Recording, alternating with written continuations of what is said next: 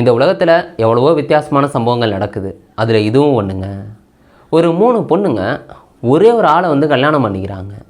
அது வந்து உத்தரப்பிரதேசம் ஃபுல்லாக பேசப்பட்டு எல்லாரும் விமர்சிக்க ஆரம்பிக்கிறாங்க. இந்த நேரத்தில் தான் இந்த கேஸில் வந்து ஒரு மிகப்பெரிய ட்விஸ்ட் நடக்குது. அப்படி அங்கே என்ன நடந்தது அதுதான் உங்கள்கிட்ட சொல்ல போகிறேன். எல்லாருக்கும் வணக்கம், நான் தான் பாலாஜி பேசுகிறேன். உத்தரப்பிரதேசில் அம்ரோஹா அப்படின்னு சொல்லப்படுற மாவட்டங்க. அங்கே தோரியா அப்படின்னு சொல்லப்படுற கிராமம். ரமேஷ் அப்படின்னு சொல்லப்படுற ஒருத்தர் இருக்காருங்க.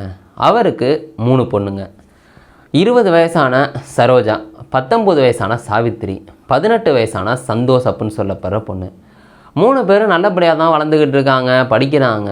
இப்படி போயிட்டு இருக்கும்போது தான் இந்த இன்ஸ்டாகிராமில் ஏதாவது பண்ணணும் அப்படின்னு வீடியோ போட ஆரம்பிக்கிறாங்க.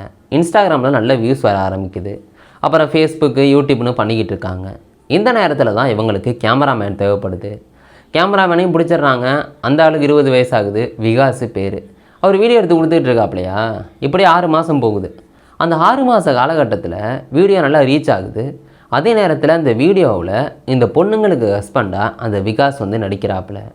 இப்படி போயிட்டு நல்ல ரீச் வருது. இன்ஸ்டாகிராமில் 5 லட்சம் ஃபாலோவர்ஸு, அப்புறம் யூடியூப்பில் 11,000, ஃபேஸ்புக்கில் ஒரு குறிப்பிட்ட ஃபாலோவர்ஸ்னு நல்லபடியாக வந்து போய்கிட்டு இருக்குது. இப்போ அந்த பொண்ணுங்களோட அப்பா மாப்பிள்ளை பார்க்க ஆரம்பிக்கிறாங்க. இப்படி மாப்பிள்ளை பார்க்க ஆரம்பித்தோடனே இவங்களுக்கு வந்து கொஞ்சம் கொஞ்சமாக பயம் வருது. ஏன்னா 3 பேர் இவ்வளோ நாள் ஒன்றா வாழ்ந்தாங்க. இனிமேல் தனித்தனியாக போகணுமே அப்படின்னு நினைக்கிறாங்க. அதனால் சூசைட் பண்ணணும்னு முதல்ல நினச்சாங்களாம். அதுக்கப்புறம் சூசைட் பண்ணுறதை விட நம்ம 3 பேரும் ஒரே ஒரு ஆளை கல்யாணம் பண்ணிக்கிட்டால் பெஸ்ட்டு அப்படின்னு நினைக்கிறாங்க. சரி, தெரியாத ஒருத்தனை கல்யாணம் பண்ணுறதை விட தெரிஞ்ச அந்த கேமராமேன்ட்ட சொல்லி அவனையே நம்ம 3 பேரும் கல்யாணம் பண்ணிக்கிட்டா என்ன அப்படின்னு பேசுகிறாங்க. இப்படி 3 பேரும் ஒத்துக்கிட்டு அதுக்கப்புறம் விகாஸ் அப்படின்னு சொல்லப்போகிற அந்த கேமராமேன்ட்ட இதை சொல்கிறாங்க. அந்த ஆளுக்கு அடிச்சதுரா ஜாக்பாட்டு அப்படின்ட்டு. சரி, ஓகே, உங்களை பிரிச்சப்பாவும் எனக்கு வேணாம் அப்படின்னு அவர் ஒத்துக்கிறாரு. இது மாதிரி கல்யாணம் பண்ணிக்கிறேன் அப்படின்னு. இதை கேட்டோன்னா அந்த 3 பொண்ணுங்களுக்கும் செம சந்தோஷம். இந்த விஷயம் வந்து முதல்ல வெளில வரலை. இவங்க என்ன பண்ணுறாங்கன்னா, யாருக்கும் சொல்லலை. பொண்ணு வீட்டுக்கும் தெரியாது, மாப்பிள்ளை வீட்டுக்கும் தெரியாது. போய் சாமுண்டா அப்படின்னு சொல்லப்படுற கோவில், அங்கே போயிட்டு கல்யாணம் பண்ணிக்கிறாங்க. அந்த அக்னிகுண்டத்தை சுற்றி வந்து வராங்க. அப்புறம் அந்த பொண்ணுங்க காலில் விழுவுது. இந்த ஆள் வந்து பொட்டெல்லாம் வைக்கிறாப்புல. இதை வீடியோ எடுத்து இன்ஸ்டாகிராமில் போடுறாங்க. இது பயங்கர வைரல். முதல்ல என்ன நினைக்கிறாங்கன்னா, இது வந்து கண்டென்ட்டு தான் போல அப்படின்னு. ஆனால் ஒரு சில பேர் என்ன சொல்கிறாங்கன்னா, இல்லை இது மாதிரி அக்னிகுண்டத்தையெல்லாம் சுற்றுறாங்க, இது ஒரிஜினல் தான் அப்படின்னு சொல்கிறாங்க. இப்படியே பேசிக்கிட்டு இருக்கும்போது தான் அந்த 4 பேருமே வீடியோ போடுறாங்க. இது மாதிரி இது பொய்யான கல்யாணம்லாம் கிடையாது, கண்டென்ட்டுக்காக இல்லை, ஒரிஜினலாக கல்யாணம் பண்ணிக்கிட்டோம் அப்படின்னு சொல்கிறாங்க. இதுக்கப்புறம் தான் இது செம வைரல். உத்தரப்பிரதேசம் ஃபுல்லாக பேசுகிறாங்க, என்னங்க இதெல்லாம் நியாயமா அப்படின்னு. அப்போ தான் அந்த 3 பொண்ணுங்க வந்து விளக்கம் கொடுக்குது. என்ன தெரியுமா, தசரத மன்னனுக்கு 3 ஒய்ஃப் இருந்தது, அதெல்லாம் யாரும் கேட்கல, எங்களுக்கு இருந்தால் என்ன அப்படிங்கிற மாதிரி அவங்க வந்து விளக்கத்தை கொடுக்குறாங்க. நாங்கள் எல்லோரும் மேஜர் தான் அப்படின்னு 3 பொண்ணுங்க வந்து சொல்லுது. இதே நேரத்தில் போலீஸுக்கு தகவல் கிடைக்கிது. இந்த பொண்ணுங்களை கூப்பிட்டு கேட்டால், நாங்கள் மேஜரு விருப்பப்பட்டு தான் இதை பண்ணோம் அப்படின்னு சொல்கிறாங்க. பொண்ணுங்க சைட்லேருந்தும் கம்ப்ளைண்ட் வரல, அப்புறம் மாப்பிள்ளை சைட்லேருந்தும் கம்ப்ளைண்ட் வரல. ஆனால் அவங்க யாரும் வந்து கல்யாணத்துலலாம் வந்து கலந்துக்கலை.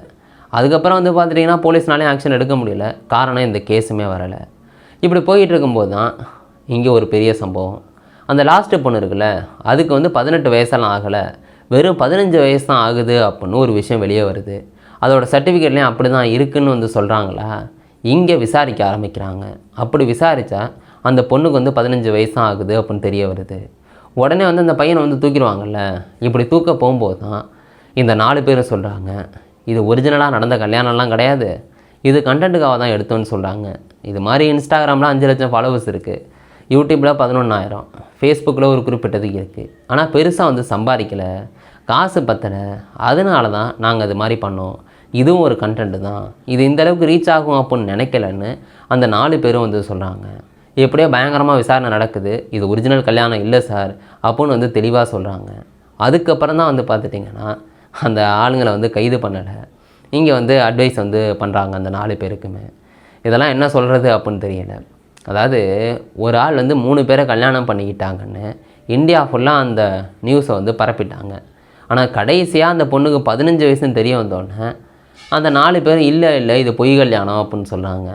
நம்ம இந்தியாவில் 1955 பலதாரமான சட்டப்படி ஒருத்தங்களுக்கு கல்யாணம் ஆகிட்டு இன்னொரு கல்யாணம் பண்ண முடியுமான்னு கேட்டிங்கன்னா சட்டப்படி வந்து செல்லாது. ஒன்று ஒய்ஃப் வந்து இறந்து போய் அடுத்த கல்யாணம் பண்ணணும், அப்படி இல்லைன்னா ஒய்ஃபை டிவோர்ஸ் பண்ணிவிட்டு அடுத்த கல்யாணம் பண்ணணும். உயிரோடு இருந்தோ இல்லாட்டி டிவோர்ஸ் வாங்காமலேயோ அது நம்ம சட்டப்படி நடக்காது. அதை தாண்டி 3 பொண்ணுங்க விருப்பப்பட்டு ஒரு ஆளை கல்யாணம் பண்ணிக்கிட்டாலும் அது சட்டப்படி செல்லாது. காரணம் என்னென்னா 1985 சட்டம் அப்படி தான் வந்து சொல்லுது. அதுதான் வந்து இன்னை வரைக்கும் வந்து ஃபாலோ பண்ணிக்கிட்டு இருக்கோம்.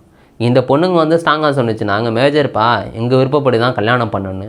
எந்த கேஸும் வராதனால போலீஸும் வந்து இது பெருசாக எடுத்துக்கல. பட் இருந்தாலும் இந்த பொண்ணு மைனர் அப்படின்னு சொன்னோன்னே இப்படி விசாரிக்கும் போது உண்மை தெரிய வருது அவங்க கண்டென்ட்டுக்காக எடுத்திருக்காங்க அப்படின்னு. நீங்கள் இந்த சம்பவத்தை எப்படி பார்க்குறீங்க? உங்களுக்கு என்ன தோணுதோ அதை கீழே கமெண்ட் பண்ணுங்க. நாளைக்கு இன்னொரு வீடியோவில் நான் உங்களை சந்திக்கிறேன். Bye guys.